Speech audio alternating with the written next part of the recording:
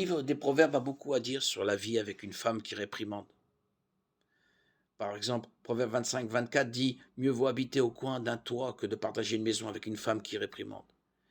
Et Proverbe 27-15 dit: Une goutte qui coule sans fin, un jour de pluie est une femme qui réprimande. Sont la même chose. L'une des raisons pour lesquelles les réprimandes sont souvent associées aux femmes est liée à la façon dont les hommes et les femmes sont câblés.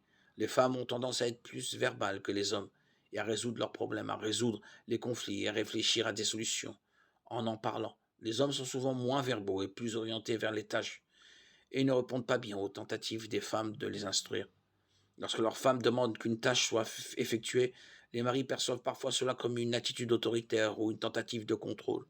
Alors ils ne répondent pas ou ont l'intention de faire le projet à leur propre rythme. L'épouse qui est verbale mentionne ce manquement à plusieurs reprises et le décor est planté pour une relation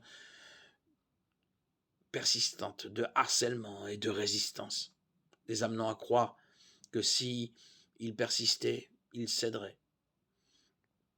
Ils avaient raison. Les enfants apprennent à harceler pour les mêmes raisons. Un parent peut facilement mettre fin à l'habitude de harceler en établissant des limites claires, mais en donnant toujours suite aux menaces de conséquences, leur faisant croire que s'ils persistaient, ils céderaient. Ils avaient raison aussi. Les enfants apprennent à harceler pour les mêmes raisons.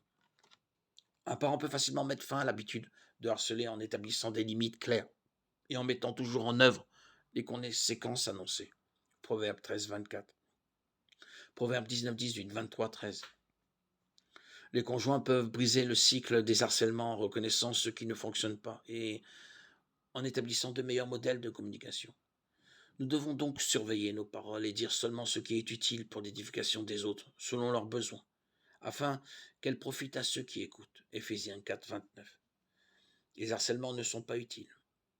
Ils ne construisent pas et n'apportent aucun bénéfice à ceux qui les écoutent.